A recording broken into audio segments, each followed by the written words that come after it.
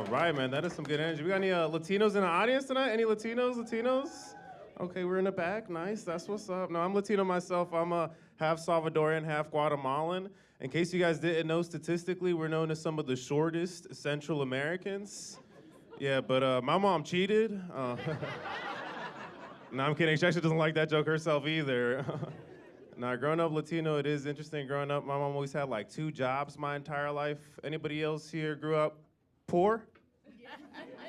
Okay, a couple people, then a couple giggles. Disrespectful. That's. No, mom, she always had like a 9 to 5, a 5 to 10, and she'll be such a hardworking woman. As soon as she get home, she'll put a 10 to 10:30 on whooping my ass. Anybody else here with PTSD tonight? No, just the same couple people. Nice. No, mom, she is a interesting woman. I remember one time she couldn't even make it home at 10:30, so she called me up and she was like, "Hey, how does your schedule look tomorrow from 4 to 4:30? Because you still getting this ass whooping." I was like, "Bitch, I'm at school," so I hung up the phone. Yeah, she still sent me that calendar invite though, so I still got that ass whooping. I know my mom, she is interesting. She always tries to like manifest positivity in my life or speak positivity in my life. Anybody else, mom, here try to do this? No? Oh, wow, okay.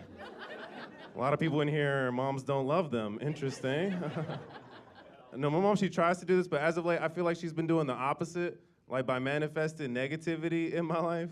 And I say this because of how specific she gets with her stories. Like the other day, she called me up and she was like, "Hey, did you hear on the news? Some 6'5" Latino kid," which I'm like, "Mom, there's only 5 of us in the world."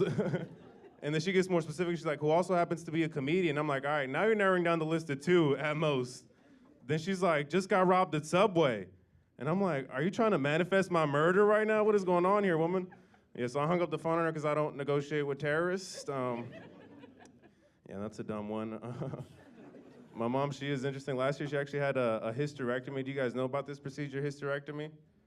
Okay, some of the ladies do. For the fellas in here, if you're not familiar with it, it's the removal of the cervix and the uterus of a woman, which is crazy that women got to go through this. Last year, my mom, she went through this, and I went with her to all these appointments, mainly because she doesn't speak any English, so I was her interpreter for these appointments. But these first few appointments were a little bit weird, specifically the questions the doctor asked my mom. Yeah, I remember the first question she asked her. She was like, "So, how many sexual partners have you had?" And my mom immediately was like, "None." Yeah, the doctor was so confused. She was like, "Your son's in the room right now." Like, "Are you sure?" And I'm not sure if my mom thought she understood the question, but immediately, again, with no hesitation, she was like, "None. I don't need a man for shit. Not even dick." Yeah, which immediately confirmed to me, I'm adopted, right? Or I'm Jesus, one or the other. And in case you guys are wondering, my mom's name is Maria. But also, I was pissed at my mom. I was like, "What do you mean you don't need a man for shit?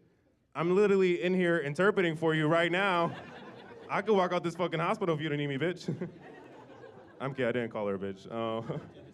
No, I stayed.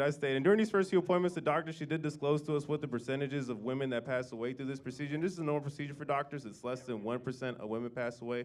But my mom, she's super dramatic. That when she heard this, she like ran with it. So I remember once we had the procedure date set up, she started sending me a 10-day text message countdown. Yeah, every morning, went a little something like this.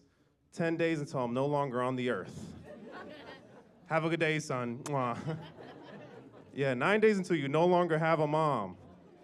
Eat a good breakfast, son. Mwah. 8 days until I can never have babies again. And I was like, "Mom, you're 60 years old. You were never gonna have babies again. Plus, you've been single for 20 plus years. Who the fuck is shooting up the club raw dog right now that these are your worries?"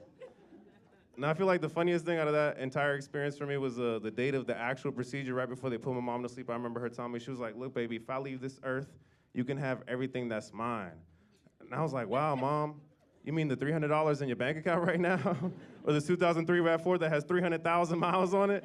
I could barely flip that shit for $800. Add that all together, that's only half the debt you owe right now. You're leaving me with a negative balance, woman." Yeah, so I decided to pull the plug. Yeah, because I don't negotiate with terrorists. I'm kidding. She had a successful surgery. Actually, did have to replace her catheter for about 2 weeks after that. Yeah, in case you guys are wondering, she shaves.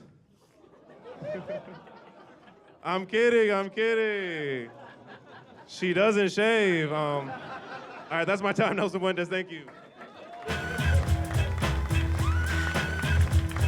We over Nelson.